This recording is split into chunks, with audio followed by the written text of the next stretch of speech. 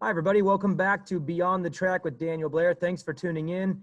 I'm having a really good time doing these. They're a little bit different every time. Sometimes I'm talking to people that I don't know, and I'm asking a lot of questions so I can learn more about them. And then every once in a while, someone comes on that I know a lot about, and that is this episode. It's Alex Ray. What's up, Alex?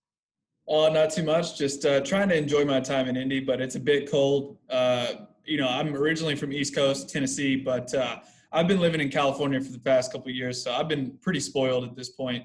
And yeah, it's cold outside for sure. Is that why you got the little extra right here, just to keep you? Yeah. Just trying to keep warm a bit. I shaved and I felt like I'd leave a little bit on there.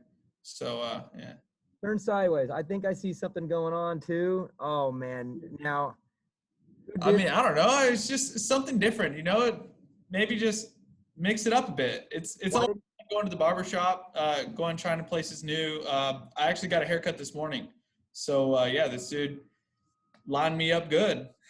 Why didn't he do a lightning bolt, dude? Why is it got to be so vanilla? Why can't you step it up a level? Well, I actually went in there to get my hair bleached blonde, but they didn't do that there.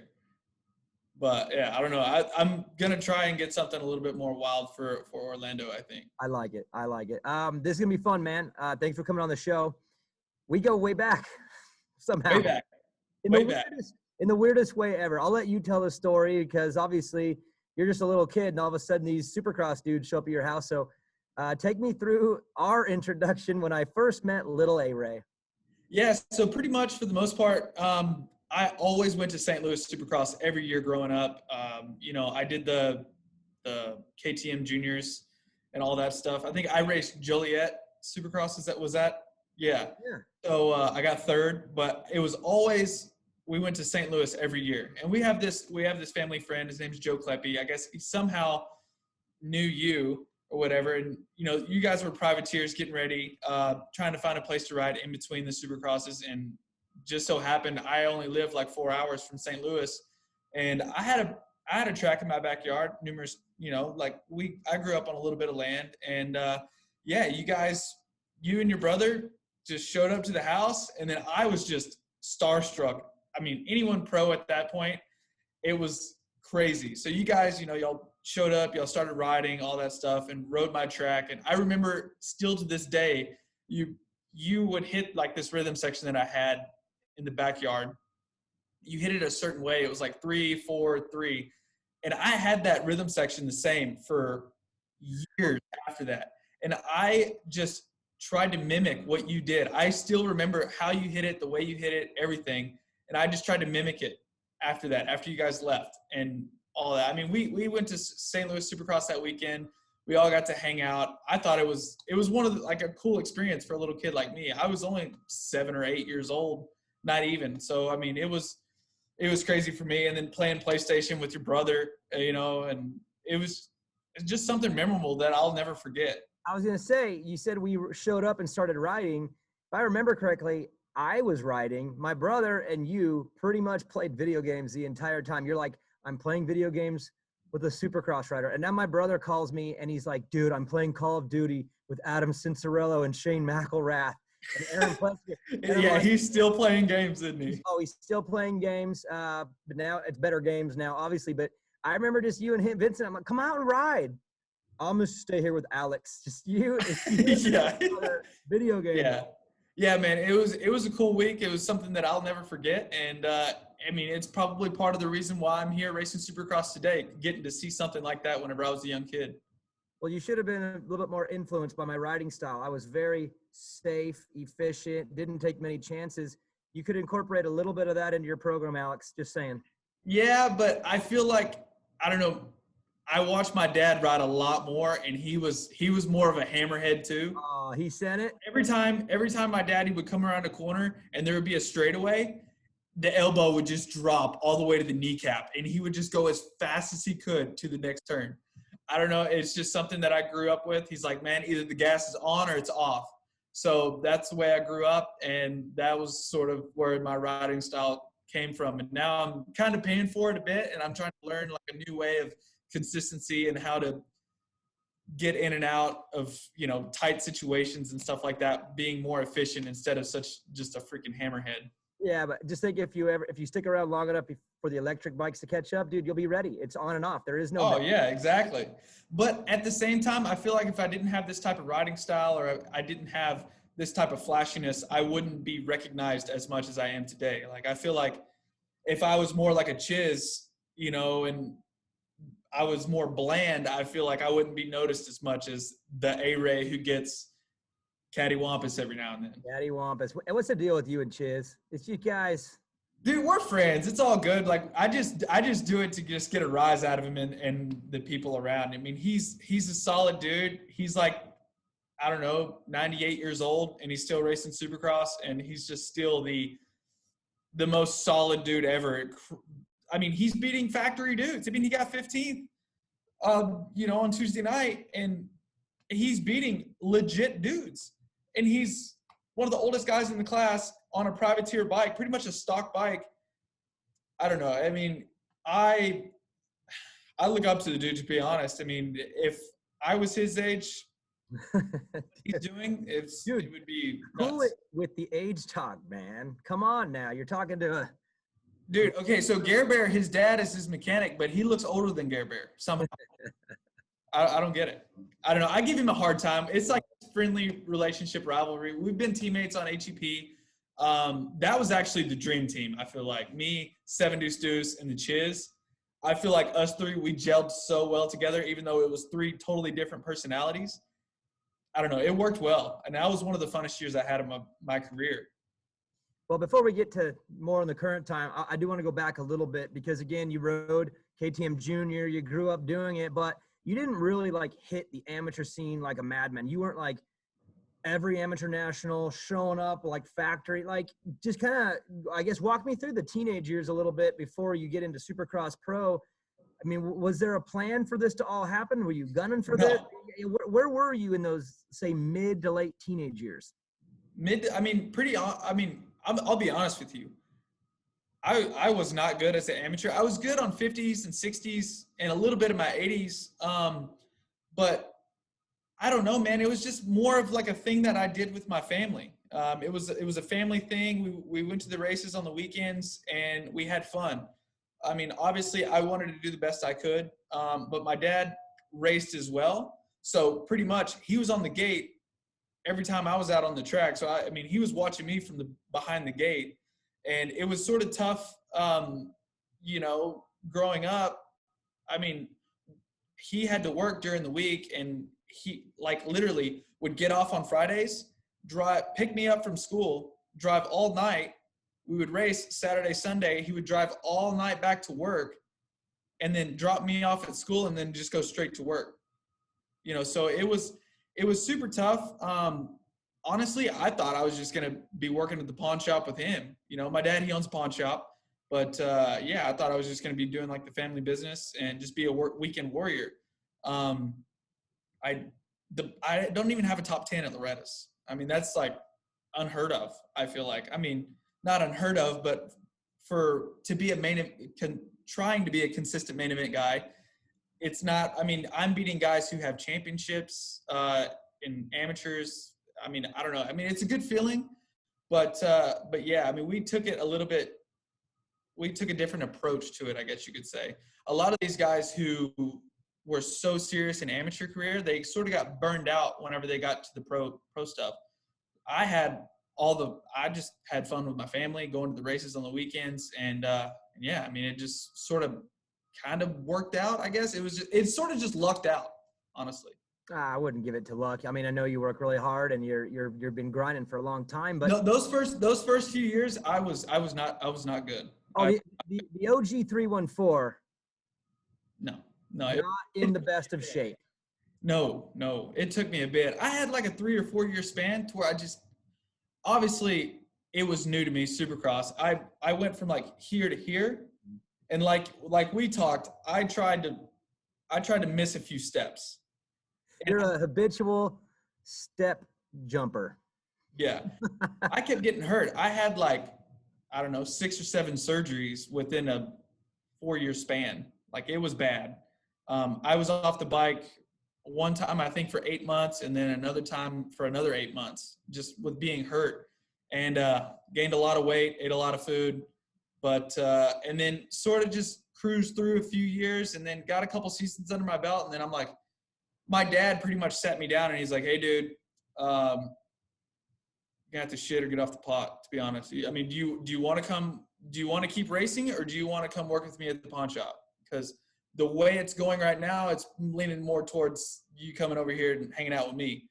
And I was like, okay, I need to make a change. I need to make a change for myself and do everything I could. So I took all the money that I had made the previous year in Supercross and outdoors, and I invested in myself. That's when I met Davey. And then Millsaps. Davey Millsaps. Yes, Davey Millsaps. And then I took all my money. I moved to California, and then I did everything that I needed to do. Every step that I needed to take, I just did it. I was like a sponge. Everything he said, him, and he was actually training with Pablo Toribio, who's still training me still to this day. I just took what they said, and I was just like a sponge. I just soaked it all up. And then, I came out swinging that year at 2018, and that was one of my best years until I got hurt. Yeah, that was the big change that I saw too. It looked like you were just a guy out there, and this isn't a fair term, but I'll say it. Gate filling. You were filling the gate. And then all of a sudden, A-Ray makes this big old jump. So I guess you just explained how that happened, because you went from a guy who was just out there to all of a sudden, dang, he's flying. And yes, you've had some bumpy nights, because I know you like to push the limit, but you did skip a big step there, because you went really fast all of a sudden. Was that just part of that commitment and maybe just treating it more serious? Like, did they teach you things, or did you treat it more serious? Like, how were you able to make such a leap in speed so fast? I think it was more of a mental thing. Coming into Anaheim 1, I knew how much work that I had done, in the off season. Even like I personally, like me as a privateer in 2018, I showed up to Anaheim 1. I looked every single dude in the face at freaking on track walk. I'm like, there is no one here, like on this track walk, on this gate, in this paddock, whatever. There's no one here who's made the sacrifices that I've made, been as broke and spent like every single dime that they've had, and just worked their freaking ass off and came from the bottom to where I am now than me. I worked so damn hard that off season, and I remember to this day, I looked at my bank account the night before Anaheim 1 in 2018, and I had $40 to my name. $40. That was it. I had spent every single dime that I had made the year prior and invested everything in myself. And I looked at everyone. It was just a mental thing. I was like, there's no one here who's made the sacrifices that I've made. Wow. So for you, it was that, knowing that before that, yeah, you ride, yeah, you go to the gym. I know how it goes. I've done the same thing where you think you're working hard. Yeah. So for you, that was it. It was the fact that you did flip the switch. You went all the way in. You show up and you're like, okay, now I'm committed. No one's been through what I've been through. I'm going to make a leap here. And you did, because all of a sudden it went from A-Ray, the guy out there, to A-Ray, dang. You know what I mean? Yeah. So, and I still had those sketchy moments too, definitely. But I had the mental side. I had, like, there was no one on that gate who had worked harder than I had that off season. That's awesome. Tell me about the pink gear. Because coming from a fellow guy who wore some gear that may have or may not have been a little. Mine was worse. I thought yours was cool. Dude. I wore a belt. You had a belt. You had, what was it? The LBZ gear. The only gear that, like, wasn't over the boot. It was in the gear. They made had a belt. So much confusion. It was in the boot. It was not over. It was tucked in. It was the only line they made that was tucked in, people. It was in the boot. I don't know, man. I thought it looked good, personally. Had barbed wires. With the Wonder Warthog cape as well. Yeah, that just. I never wore a cape. I never wore a cape. I got in trouble. I wore the cape. Got paid $125 to do it. I feel that. Yeah, I didn't even get paid to wear the pink JT gear. I just did it on my own. I don't know. I got a lot of crap for it, but to be honest, I was a big kid. I was a 3-digit guy. I was like, you know what? I'm not the fastest dude out there, but I'm going to give somebody something to talk about, I guess. I'm going to stand out somehow. If I can't win this race, I'm going to stand out. And that's what I did. I wore the pink gear almost every weekend, even though I was a big boy. I was Hey, a big boy. I looked like an Easter bunny. you did. And if the gear was going to make you stand out enough, Josh Hansen helped a little too. He's like, I'll get this guy some TV time. Oh yeah, yeah. He punted me into the next lane. I'll tell you what. I Was that the worst you've ever We're been? actually cool now. We hashed it out. Him and I are cool. Like I see him at the track or whatever. His mechanic actually helps me out and does some mechanic work on my practice stuff. But yeah, we're all good now. He still feels bad about it. I was just at the right place at the wrong time. Yeah, you were at the right place for him at the wrong time. That's for Oh sure. yeah, pretty much. Like I mean, we were in last place in the LCQ, one of the Anaheims, and he was pissed. He wasn't going to make the main event, and he just took all of his anger out on me, punted me into the next freaking lane onto the triple face, and yeah. In some way, was it almost a little bit of an honor, to have Hanny get? No, that hurt. I actually ended up re-breaking my wrist in that crash, but I mean, it hasn't healed from there. So I just had to learn to live with it. Yeah. I got taken out by Stewart one time so bad at Hangtown. I was so honored that after practice, I said, thank you. Oh, no way. Yeah, he hit me so hard. He was on a fast lap, and I was on my fast lap too. So it wasn't like I was putting. To him, I was putting. He hit me so hard. He kind of went down too. And I was like, what the? And I get up and I was like, it's Stu. It's fine. And afterwards, I rode by. I was all, thank you. And I was not happy. I'm just joking. I was pissed. But at the same time, now looking back, I could just change the story. I was honored. I wasn't at the time. See, me, I walked up to him after the race. He was in the pits, and I walked up to him, and I was mad. I may have said some choice words to him, but it's all good. We've hashed it out. We're cool now. That's good. So, hey, let's jump into the present a little bit. The 450 class, it's dude, bro. So every year is a little bit different. Sometimes injuries hit right away, and then you can get into those mains, no problem. Coming into this year, though, I'm looking on paper going, this is the worst I've ever seen it for privateer riders. Like there's a group of you that should be in there every week, but there might only be 2 or 3 spots that aren't factory. I mean, how challenging is that for you when you do all this work, you show up and you're like, man, there's 20 of these dudes. It just makes that window so much tighter to where you got to be on your game every night to get in. You can't sneak them at all. No, it's hard. It was great for me. I made it out of the LCQ the first 2 rounds in the openers, which I thought was like a big goal of mine, coming into the season, because I knew how stacked it was going to be. We've all seen the list. We've all read all the people on the list. And we're like, dude, how am I going to pull this off? But at that, it comes to a mental side. You got to show up, and then on the LCQ, you show up to the gate. You got to be one of those guys who's like, hey, man, this is the LCQ. Crazy shit happens in this race, and anything can happen. Anything. There can be a first-turn pile-up. You can have Bubba Pauly jump right or left. You never know, and then something happen. So, or how about you have Anderson, Bogle, and Freese, and then you're like, dude. Yeah, but you still – there could be a first-turn pile-up. They could get buried, and then something happen. You never know what's going to happen. Like, for instance, at one of the Houston rounds, we had Benny Bloss, we had Brandon Hartraft, and I think a few others. Benny Bloss ended up hitting a tough block and going out and not even making it. So, yeah, it's super tough. You just got to put yourself in a good position.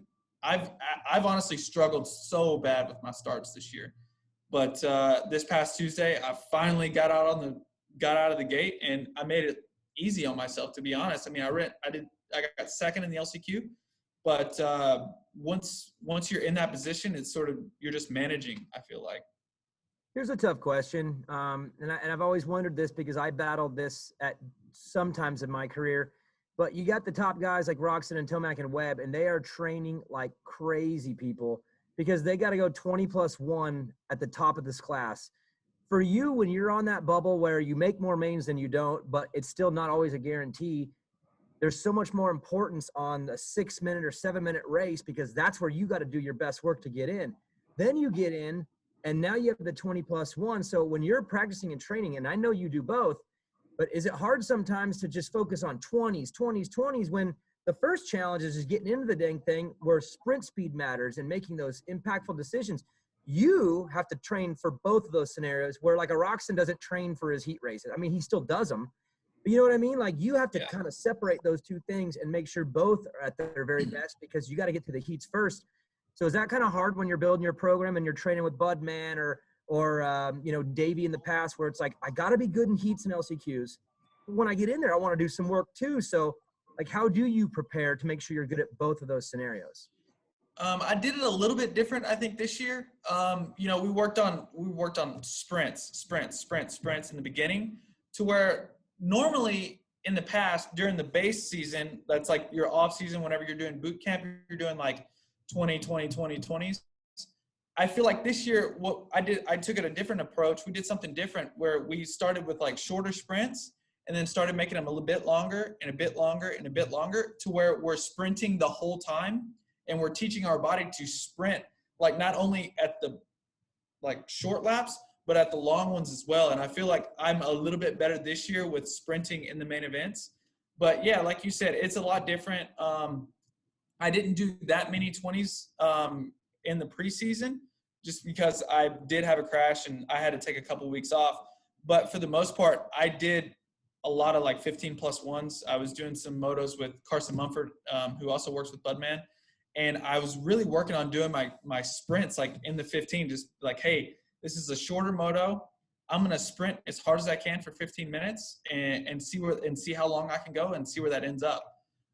We always have different days where we have different schedules, but for the most part, we always have some type of sprint in there each day, I say. I mean, even on the days where you do have your 20s, you're doing like maybe 2 8s or you do your sprint ladder where you go 3, 2, 1, 1, 2, 3, and then you have like an 8 and then a 15, minute moto. So you're pretty much working on your sprints and your motos all in the same day. For me, that's the way my program is set up. I know other people, they just have their one day that's specific for 220s. And right. Maybe like they have that like one day a week and then they'll have a race day simulation towards the end of the week. But for me, I feel like my schedule this year, it's sort of been, we have like our warm up, obviously, and then some shorts, like 1 or 2 lap sprints. And then we'll have like 2 4s and 3 5s and then a 20 or something like that. So it's a big variable of everything. And it just helps with the whole thing. Yeah, it makes sense. I mean, you got to cover both somehow. I remember different parts of my career when it was like, the early stages, I wasn't concerned with how I was going to do in the main. I just wanted to get into the dang thing. So it was like, why pace myself for 20 minutes and trick myself into believing that this is an okay speed? For you, like you're at that point too, where you got to get into the dang thing, but now you're wanting to do really good in those things to keep progressing in your career. So you're in that sweet spot where you got to do both. Where again, Kenny and Eli, they're not like, God, I got to get in the main. I really got to execute 6 minutes. They're doing it for maybe a good gate pick or heat race win bonuses, but it's just it's a challenge when you're at your level. There's a lot of riders in the field that if they could just make the main, that would be the goal. So like, what's the purpose of pushing 20s for them? They got to just hit the 6 7s hard, Yeah, and I agree with that too. I know whenever I was just starting, training with Davey and everything, we focused a lot on sprints, like sprinting and then getting up off the pegs and like real explosive work. And I think that helped me a lot. And it's worked out because I've gotten a lot better at my sprint speed. Into the moto side of it as well. Prior to working with Davey, I probably only done like, 20 laps at the races pretty much. I'd never really practiced that. I did a lot of like 1 and 2. I was just sort of pissing in the wind. I didn't know what I was supposed to be doing until I started working with Davey and I got more direction.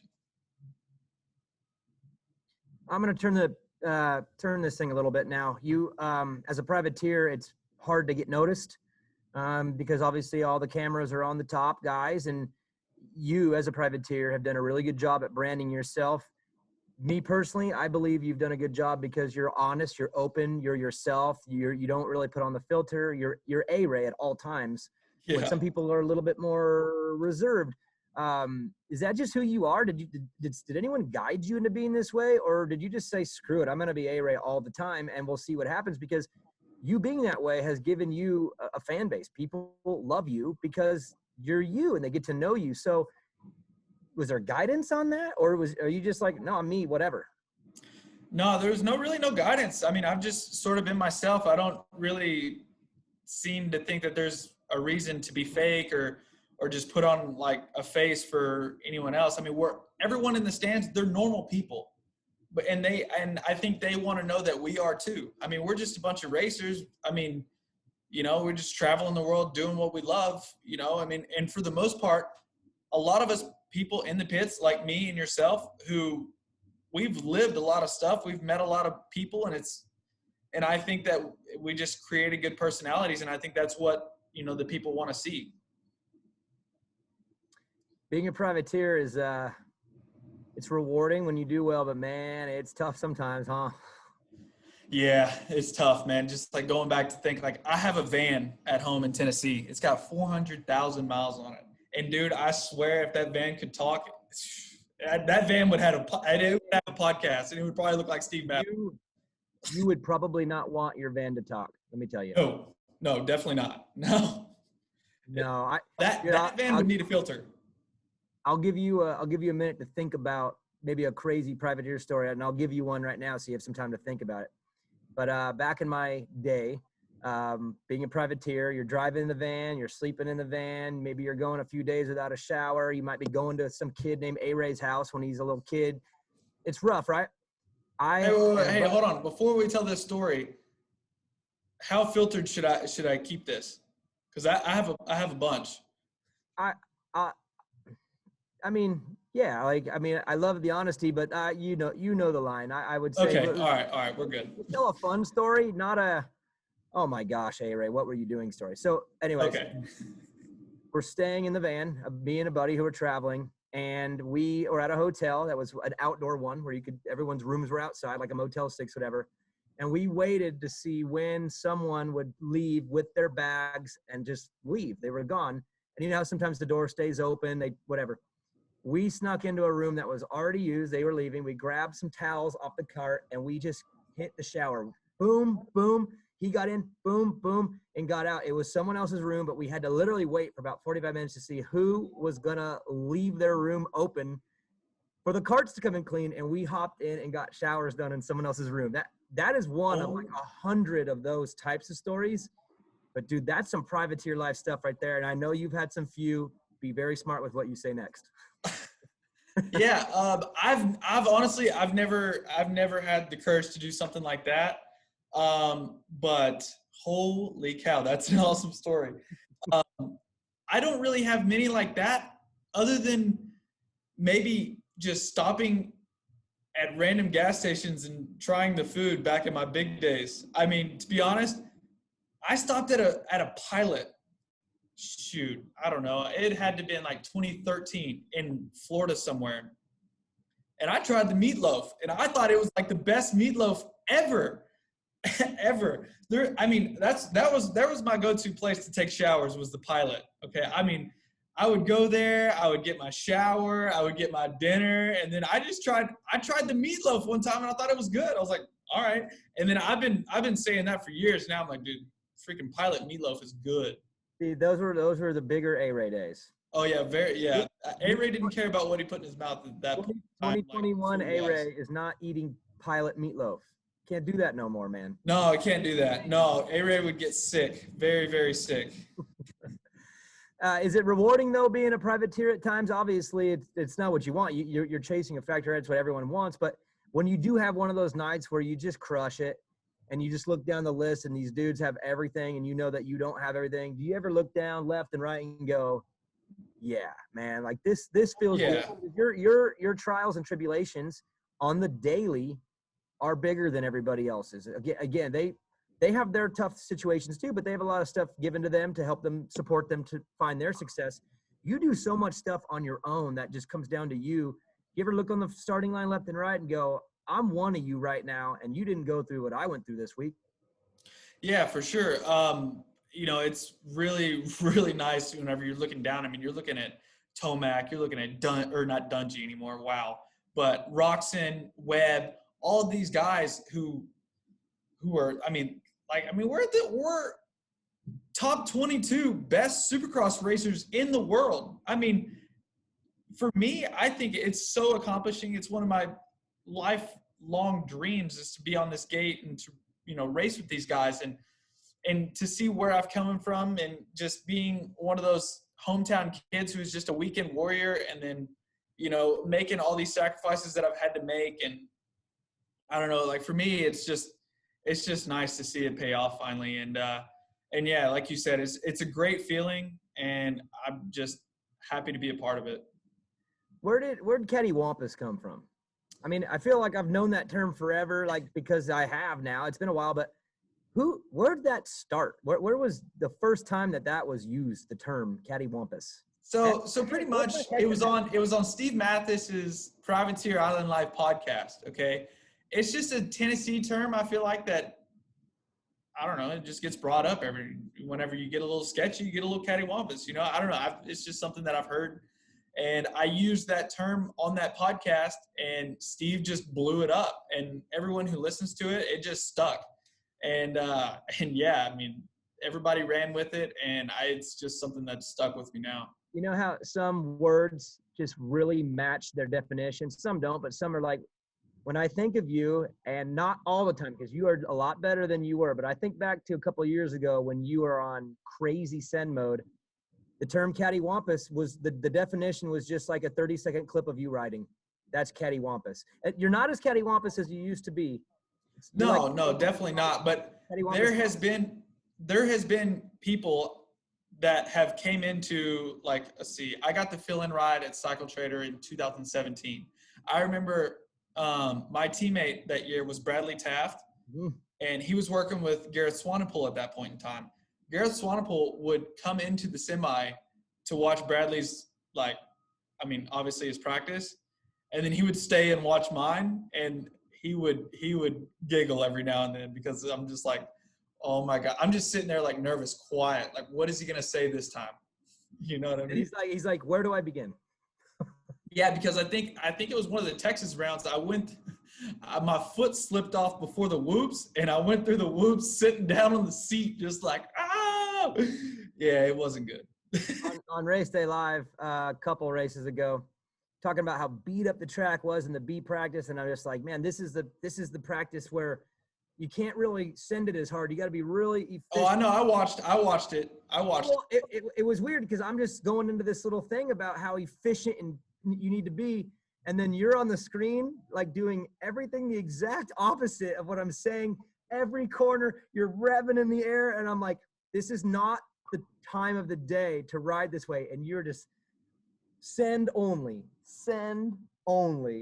We were actually talking about this the last practice on Tuesday, me and Seven Deuce Deuce and someone else on the gate. We've missed the night show before for Supercross. Like, we haven't made top 40. So we still get nervous. Like, something's embedded into our brain to where whenever, like, the green flag waves on that last qualifying practice. On, baby. Like, just wrist locked, just to the stop. I don't know what it is about it. We always get so nervous before the last practice. We're like, oh, crap, the track's faster. We got to go a second faster or else we're not making the night show. But, I mean, we're all fine. There's 40 of you. You're in, dude. Yeah, exactly. But for some reason, there's a screw loose in our heads to where we're like, we have to kill ourselves right now to get the best qualifying spot. And all it is for gate pick on the heat race. I love it. Like 1 or 2 spots, like, it doesn't matter. Qualifying really doesn't matter at the point, other than a heat race gate pick. And then the 450 heat races, the ruts after the gate, they're not that bad yet. So no, yeah, you might be a little bit more outside, but if you pull a good jump, you can make it happen. So you're battling over like 2 or 3 spots, but dude, you were battling like your life depends on it. You were battling like the clock there's a screw loose. I don't know what goes on. But whenever that last practice, dude, I'm telling you, it's me, it's Seven Deuce Deuce. You'll see it. It's the battle of the lap times. I don't know. It is. It's good. It is good. It's entertaining, but it was just so funny because I watched it back and I'm like, Alex is literally saying, Daniel, everything you're saying right now is wrong. Watch this. And I'm like, This guy is going full send. The track is so beat up, which that's my next question. Dude, the track is so tough in that qualifier because it's the end of all those sessions. You guys still do pull it off and pull off fast lap times, but how hard is that when you're trying to sprint, but you have these sections where you can't all the way because you're having to be so much focus on where you land. I have to imagine that's hard for you, again, with the way you ride, where you like to go hard. Is it hard in that session when the track's beat up like that? Yeah, it's not A-Ray conditions at all. Let me tell you. A-Ray conditions, it would probably be like smooth and big, like fluffy berms or something, like maybe like a sandy berm. But yeah, it's tough. You just got to be in the moment. You got to stay focused. Do everything in your power not to ride like, well, if you're me, you got to do everything in your power to try and shut your brain off and not ride like yourself. Me, I don't know why. I'm just holding on so tight. I'm about to snap my bars in half. I'm like, ugh! And I don't know. I've been working with Budman, trying to fix it. But sometimes it just gets the best of me. The tracks have been super tough in that last practice. A good explanation. Brandon Hartrath, he was lights class last year, and him and I are really, really good friends. Well, I mean, we talk after each practice. We're not even on the same team. Like maybe I'll shoot him a text like, "Yo, the track is bad, huh?" He's like, "Bro, what?" He's like, I missed the lights class. He's like, are they gonna fix the track? Like, what's going on? I'm like, nah, man, just get along for the ride, dude. Like, this is a B practice. This is some gnarly stuff, because he had to ride B practice at Indy 1, and he was blown away at how bad the track was, and it was bad. I mean, there was plywood up, and he went from 250 A practice where it is just chairs. A freeway. No, yeah, he had it made because he was on the 250 lights. Yeah. Practice, and it was a freeway. And then you get we're the last practice of the day, so the track is beat up. The ruts you're dragging foot peg over every single jump, and it gets sketchy. I'm not gonna lie. Why?